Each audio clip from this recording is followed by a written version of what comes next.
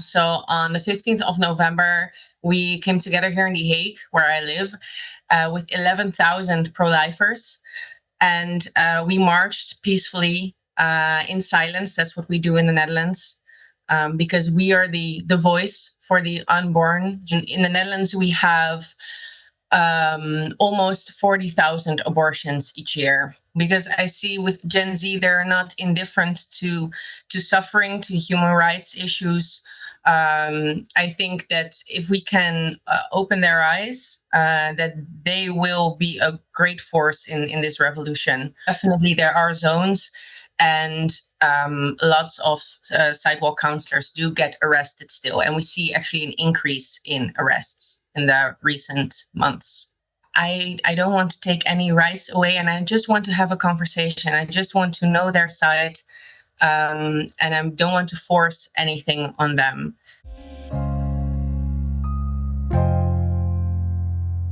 Rozemarijn Sparreboom is the regional coordinator of the pan-European group ProLife Europe.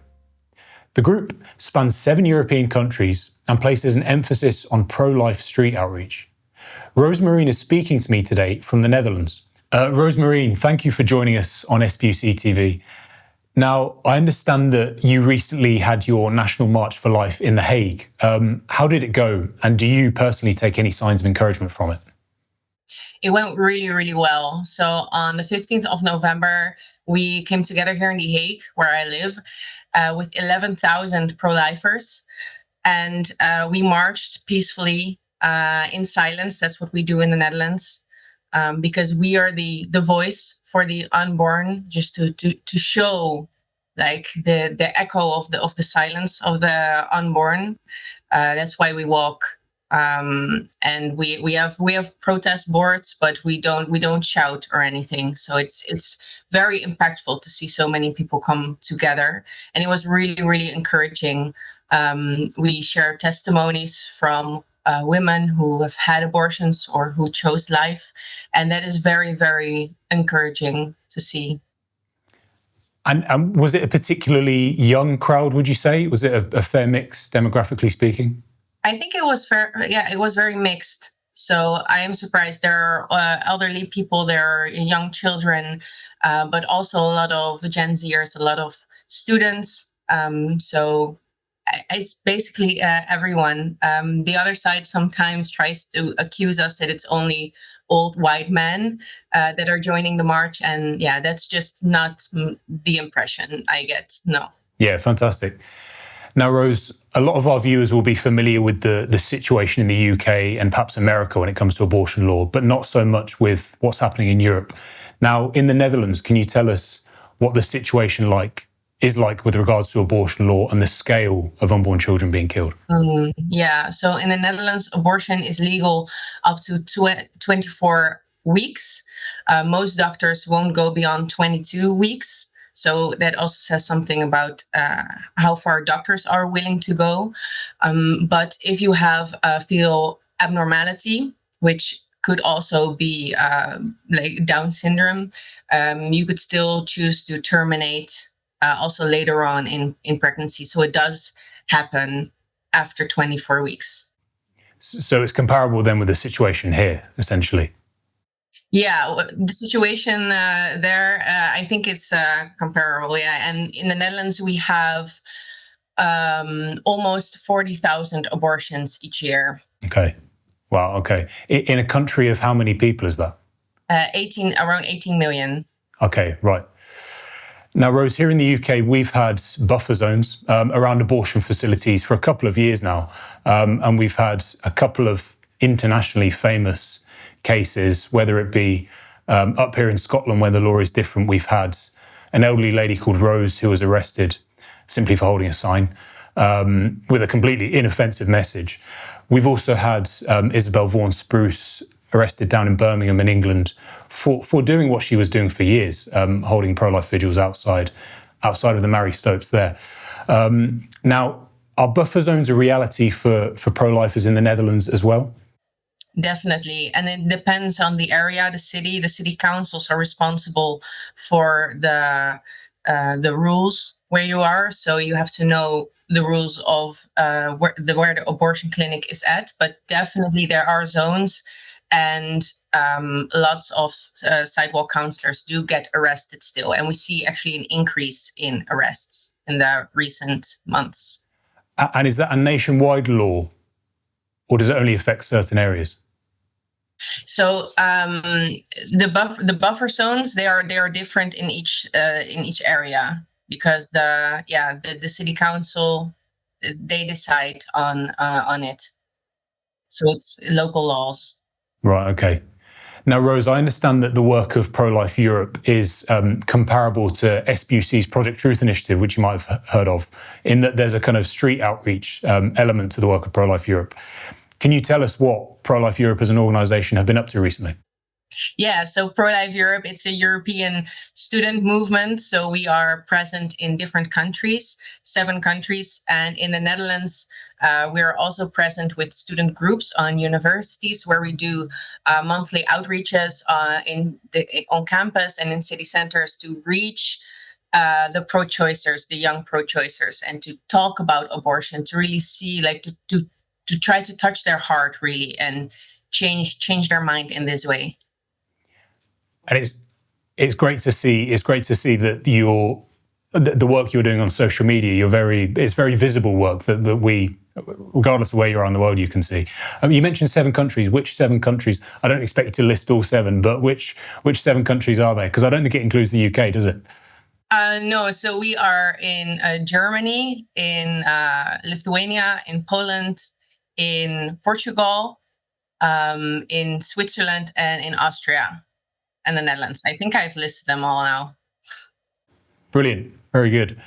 Now, Rose, I'm a millennial. I understand you belong to Gen Z. You're not that much older, no? No, just 1 year from what you said earlier.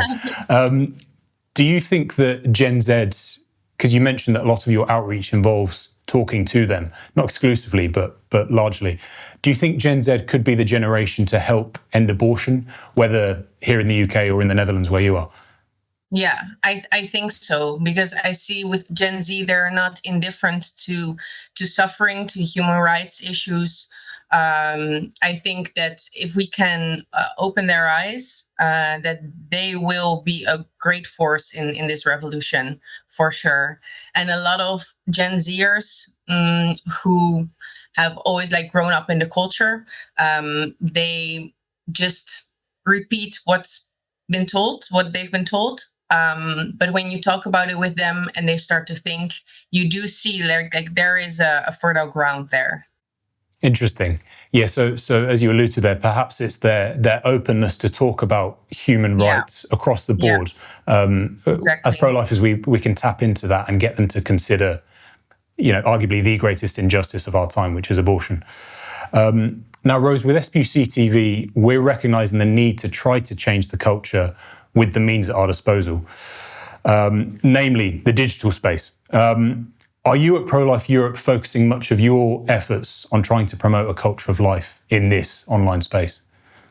Yes, definitely. I think a lot of Gen Zers are on their phones a lot, so they are online. And that's where we can find them. So we see every part of our work as an outreach, whether I am out on the street, whether I'm doing videos online or giving a talk somewhere. Everything, my whole life, becomes an outreach in this way. So the digital space, it's very important to use it. But there are, like, different rules almost using this digital space compared to out on the streets. Yes. Would you say that there's a difference in the responses you get compared to what you're sharing online when compared with what you're doing in person with the street outreach? Yeah, it's a totally different language almost. So you have a short time to bring a message, because the span that people will listen to you is very short, and you will have to, like, you cannot make it specific for the person. So when I'm talking out on the streets, I can make it specific for this person, but online you don't know who it is that is watching. So you have to try to bring every message with love and kindness, but in the comments there will always be some people who are very rude and mean, and that usually doesn't happen out on the streets, actually.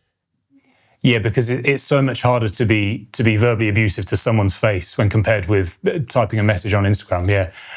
Yeah. Now, Rose, obviously things are largely shifting towards the digital space, but do you think it's important to keep up both?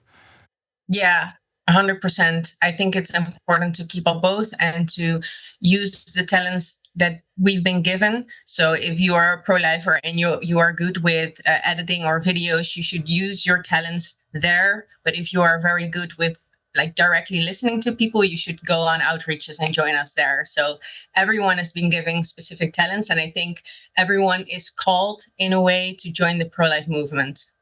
Yes, brilliant. And Rose, the 7 countries you mentioned that ProLife Europe spans, when it comes to the pro-life efforts there, are there some that are doing better than others? You know, clearly the laws will be different from country to country. Are some up against it more than others, essentially? Yeah, it really depends. So you can imagine in Poland, there you have different conversations. It's different than in the Netherlands.